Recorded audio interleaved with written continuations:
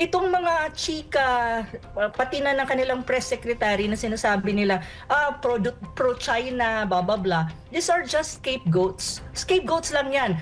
Trying to, parang nililihis nila yung totoong issue ng Pilipinas by just trying to coin or tagging the Vice President as a pro-China. Kasi ang tanong, kaya ba nilang sagutin si VP Sara? At ang mga Pilipino at katulad ko na mula pa noon na second or probably around the second year ng administration ni Pangulong Marcos Jr. ay nagtatanong na, ano ba talaga Pangulong Marcos?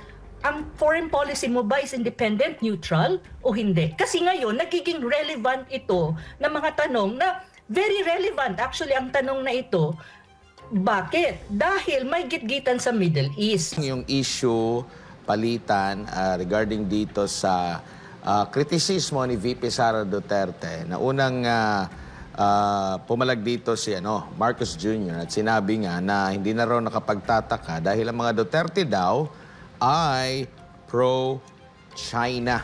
No? At sumagot naman dito kahapon at ako na kung nagkakamali sa media briefing sa Pampanga kung saan lagi namang sinasabi daw ng administrasyon na pro-China yung mga Duterte pero para sa kanya, pro-Philippine siya. Ang mahalaga daw, wala kang kakampihan doon sa dalawa. And as a nation, dapat manindigan tayo. No? Parang kumbaga, ang termino pa nga niya na ginamit, i-quote ko na lang para direkta na mapag-usapan natin. Sabi niya, hindi nila dapat ako pinapasagot kung pro-China ako. Sagutin niya yung tanong, where is the independent foreign policy that is required by the Constitution? Where is it right now? Explain to the Filipino people, how are you going to implement your independent foreign policy? Excuse me. Huwag nilang pasagutin yung nagtanong na sasabihan nila na ako'y pro-China. Sabi pa niya dito, matagal na nilang narrative na pro-China ako. I'm not pro any country at all.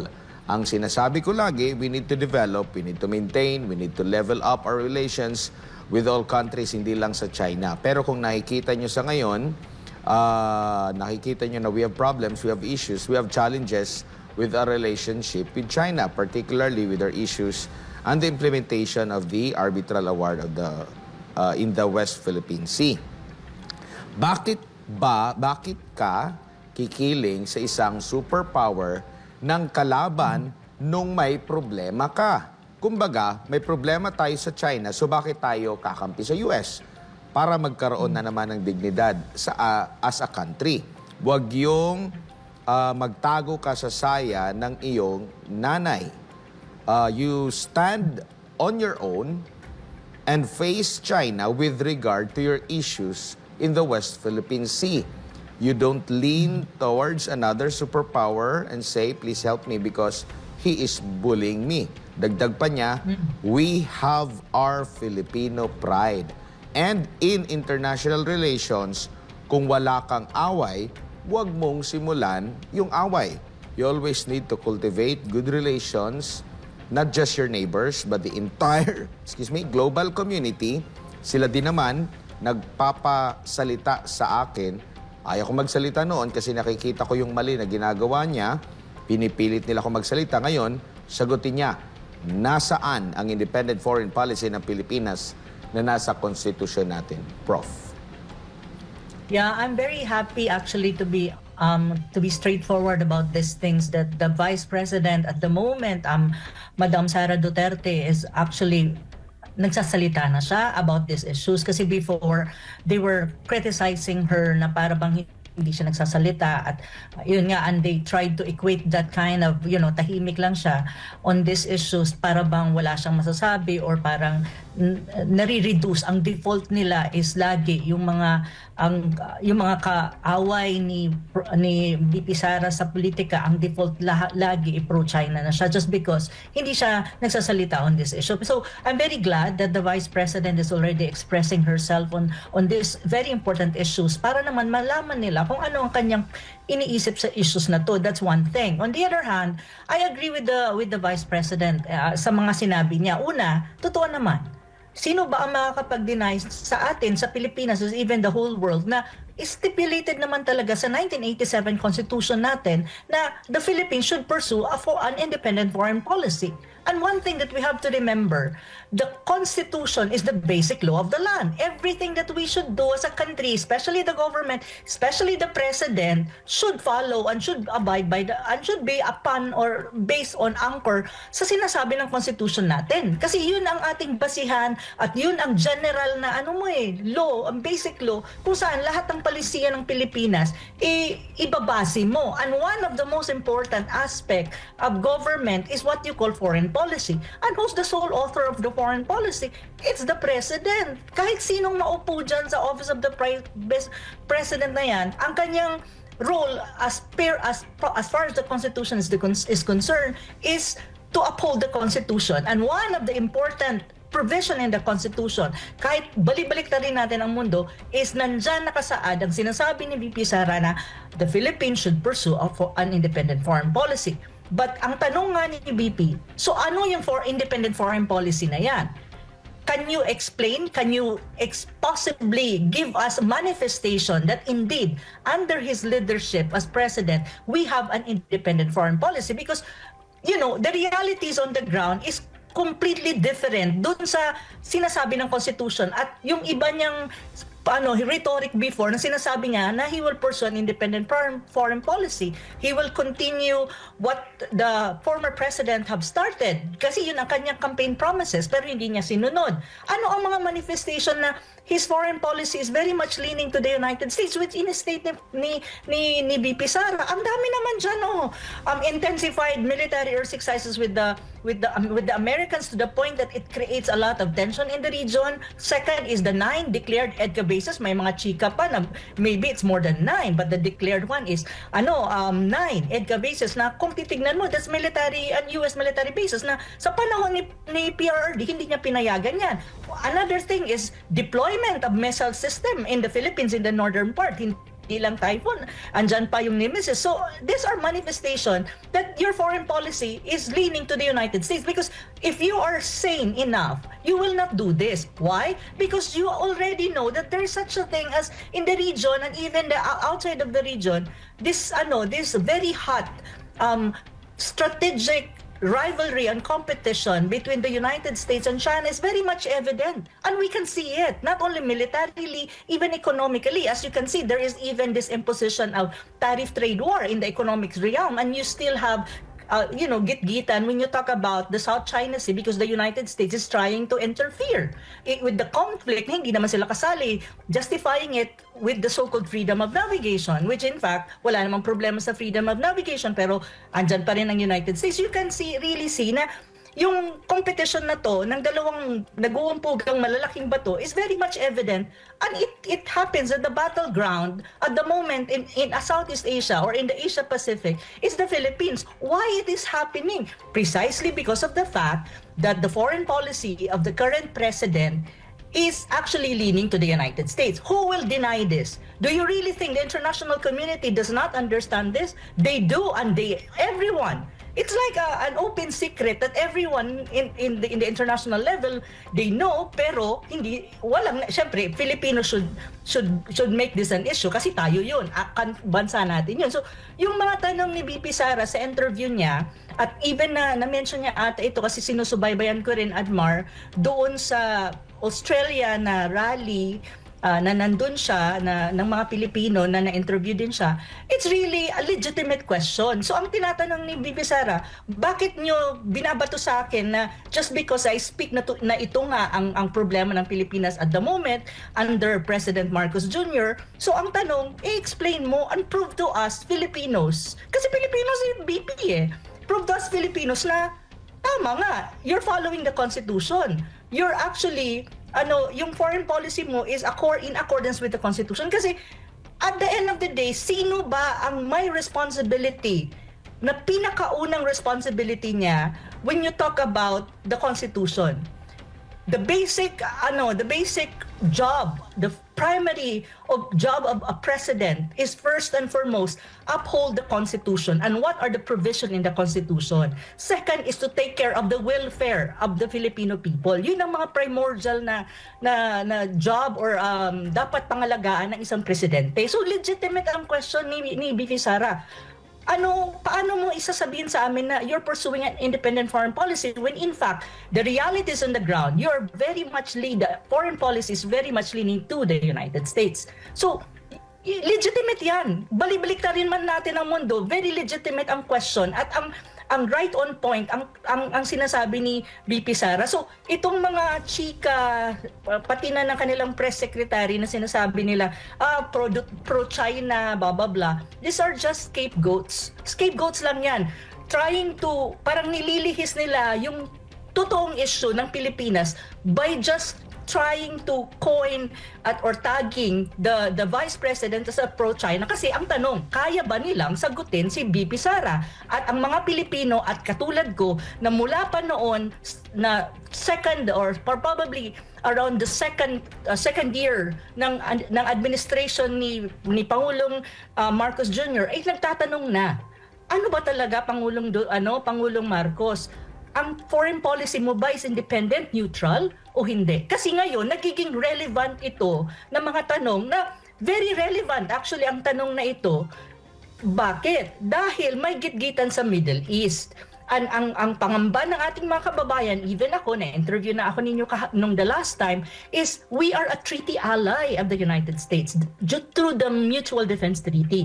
May mga EDCA bases tayo dito. Pag ang sinasabi ko nga, God forbid at sana wag naman sa awa ng Diyos, kung lumala ang sigalot dyan sa Middle East at maging regional conflict yan to a world war, madadamay tayo. Kasi nga, marami kang US military assets in the Philippines and you have the EDCA bases. And these are US military bases. Ang Pilipinas, in an event of a wider conflict, you will be dragged into a conflict that is not your own making. And in the very first place, wala kang interest dyan at wala ka namang kinalaman dyan. Pero dahil nga yung foreign policy mo leaning to the United States at mayroon kang a treaty ally ka, wala kang choice kung di madrag into that. So, ang sinasabi lang ni VP Sara, which I agree, as much as possible, countries like us, maliit tayo. I don't even consider the Philippines as middle power because middle power, pero in a way, middle power in Southeast Asia. Pero kung titignan mo, ang mga middle power tulad ng India, Australia, they're a little bigger countries. Pero in a way, sa Southeast Asia, we can be consider ourselves as middle power. Kailangan neutral ang position mo, independent ng foreign policy mo.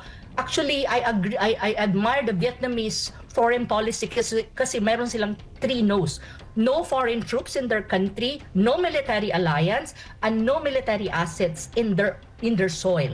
These 3 no's ng Vietnam, which I admire kung paano binabalanse nila ang foreign policy nila, lahat naman nandito sa Pilipinas. We have rotational troops from Americans, yung through the Visiting Forces Agreement. We're a military ally because of the MDT. We have the EDCA bases. So the 3 no's of Vietnam is the 3 yes to us, which will make us a precarious situation for the Philippines. In any case, there are situation like what is happening right now in the Middle East. Kaya ako, hindi ko maintindihan itong press secretary nila and even the Malacanang trying to say na she's pro-China, referring to the Vice President, when in fact, the Vice President questions very legitimate as far as the Constitution is concerned. Ano ba ang basis ng Pilipinas? Bakit ka pa ng Constitution kung hindi mo rin lang susundin? Bakit pa ang presidente naging presidente kung hindi rin niya susundin at i-uphold ang Constitution at puprotektahan? Yun ang kanyang one of the basic responsibility ng pagiging presidente mo at is make it sure that you follow the provision of the Constitution, especially on critical issues like foreign policy. So, yun yung ko doon. Kaya nga nung in-interview si VP dyan sa, I think it has something to do with the Pride. May celebration ng Pride March ata sa Pampanga. Nakita ko yung footage. Sabi ko, natuwa talaga ako kasi right now I can see her more vocal and articulate kung ano ang nasa isip niya when it comes to this kind of issues. Kasi before, she's being criticized by many, especially yung mga kritik niya at kanyang mga kaaway sa politika na para bang hindi siya nagsasalita. Kasi dalawa daw, baka dahil pro-China siya or tawag nito, wala siya masyadong alam on this issue. Sabi ko, I don't think that's the case. I think she's, kasi tinanong din ako personally ng isang friend ko, pero yung friend ko na yon hindi nasa side ng mga Duterte. But I have many friends from the other side of the fence, the political fence.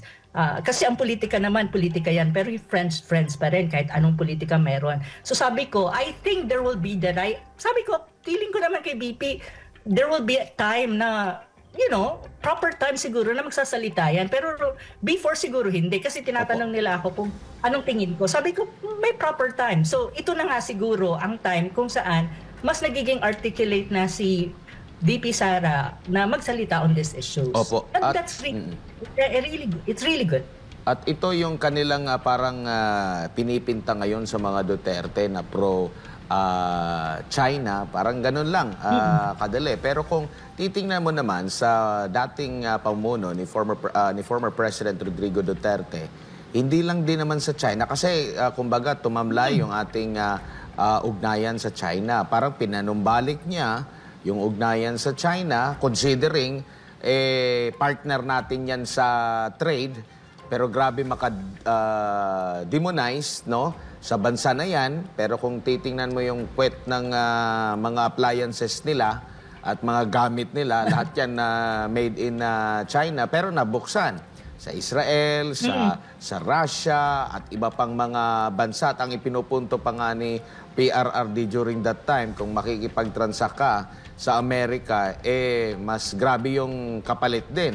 Magbabayad ka na, meron pang mga kondisyones, na sarili mo pero magbabayad ka. Pero iba pa yung mga kondisyon. Mapapanindigan ba? Kasi ito, tinanong na ni BP Sara, mapapanindigan ba, kaya bang depensahan ng kasalukuyang administrasyon na, ang sagot namin sa tanong mo, BP Sara, ay yes, meron tayong independent foreign policy na sinusunod. Prof. Yun na nga ang tanong ko din sa tanong mo, Admar. Kasi kung kaya nilang panindigan, so dapat in-explain nila when they, my God, it's the second highest ranking official of the land. That's the vice president. Maraming kumbaga, the vice president has what? 32 million who voted for her the last election. So in a way, super majority yan compared nga, mas mataas pa ang boto niya kaysa kay Pangulong Marcos Jr. So kung tatanungin mo, ito na ang nagtatanong, representing what? The 32 million na bumoto sa kanya sa election na yon. So ngayon ang tanong, sige, sabihin na natin, i-label nyo siyang pro-China given that kasi expected naman sa kanila yun eh. Pero ang tanong, after that labeling, what is the next? Can you possibly answer the question properly and explain it to everyone na ito, mayroon kaming independent foreign policy, ito yung manifestation niyan is 1, 2, 3, 4, 5, 6. Pero ang tanong, bakit hindi nila masagot ang tanong? Kasi probably, hindi nila kayang sagutin kasi nga, hindi ganon ang sitwasyon ng Pilipinas. Kasi ako rin, naghihintay ako, sige, I'm asking you, do we pursue a foreign policy? Do we have a foreign policy in the Philippines at the moment? Can you give me an example of that? An step-by-step explanation kung ano nga ba yun? So para satisfied lahat ng Pilipino, di ba? At hindi sila ma-accuse na, their foreign policy under Marcos Jr. is actually leaning to the United States. Matagal nang tanong yan, hindi lang si BP ang nagtanong yan. 2 years ago, yan na ang tanong. So ngayon, ang tanong, ang ano ko sa kanila, bakit hindi nyo masagot? And Malacanang is resorting to name calling. Would name calling help in this very in providing answer to that very important question na kailangan maintindihan ng mga Pilipino at malaman ng mga Pilipino? Wala. So ang kinakikita ko kasi hindi nila kayang sagutin at scapegoat lang ang ginagamit nila by parang kinukoin nila ang mga Duterte, specifically the Vice President, as pro-China. Hindi, yun yung nila, anong tawag dyan, Admar? Default default answer. Kasi wala silang masagot pa. So, ganun din ang tanong ko sa iyo. Nag-aalala nga sila dahil baka daw lusubin na tayo, mayroong mga espiya na, pero ang malinaw na nakalusot na sa ating bansa na mayroon pa mga struktura, yung mga EDCA sites, which is ang Amerika. So, sino ba talaga ang talagang gustong manakop sa atin? Ang US ba o ang China?